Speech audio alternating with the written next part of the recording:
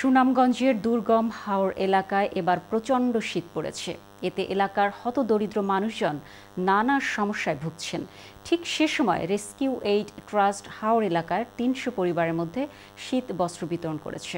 সুনামগঞ্জ থেকে খলিল রহমানের পাঠানো তথ্য ছবিতে দেখুন বিস্তারিত ডেস্ক রিপোর্টে।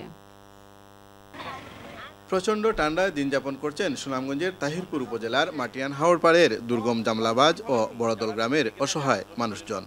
খবর পেয়ে সুনামগঞ্জ থেকে প্রায় ৪০ কিলোমিটার দূরের ওই গ্রামে ৩০০ জন নারী পুরুষদের জন্য নতুন কম্বল নিয়ে যান রেস্কিউ এইড ট্রাস্টের স্বেচ্ছাসেবীরা। তবে এর আগেই গ্রামের পাশে গাছতলায় জড়ো হন শীতার্ত মানুষজন। পরে তাদের হাতে শীতবস্ত্র তুলে দেন স্বেচ্ছাসেবীরা।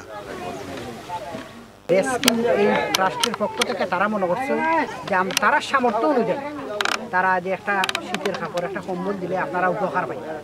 হ্যাঁ, এই কারণে তারা উপহার হিসাবে দিচ্ছেন। এটা যে দয়া কইরা দিচ্ছেন এমনটা না, কেউ আছে নাকি আল্লাহ শরম, না না না, এটা শরমের আমারটাই আছে, আপনারা দিলাম। তো আপনারা প্রবাসীর আল্লাহ দোয়া করতে। প্রচণ্ড এই ঠান্ডায় উন্নত মানের কম্বল পেয়ে খুশি হাওরপাড়ের মানুষজন সহ সুধীজনেরা। তারা রেস্কিউ এইড ট্রাস্ট ও প্রবাসী দানশীলদের প্রতি কৃতজ্ঞতা জানিয়েছেন। রেস্কিউ এইড ট্রাস্ট কর্তৃক যে কম্বল পাইছে এতে আসলে এই অঞ্চলের মানুষ খুশি হয়েছে, আমরা অনেক খুশি হয়েছি।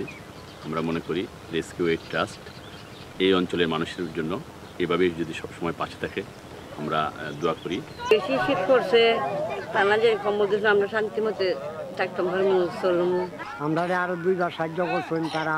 অন্য ঠান্ডার সিজন আমরা কম্বল দিচ্ছেন, আমরা আল্লাহর শুকর আলহামদুলিল্লাহ। আমরা আপনারা দিচ্ছেন পাইছি, এটাই বুঝি আমরা দোয়া করবো আপনারা ডাক।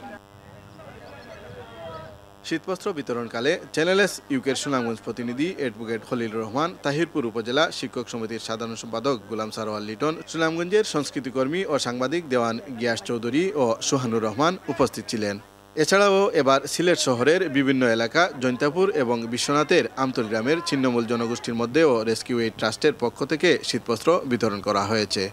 আগামীতেও রেস্কিউ এইড ট্রাস্ট যে কোনো সমস্যা কিংবা সংকটে মানুষের পাশে থাকবে এমনটাই প্রত্যাশা এখন বৃহত্তর সিলেটবাসীর।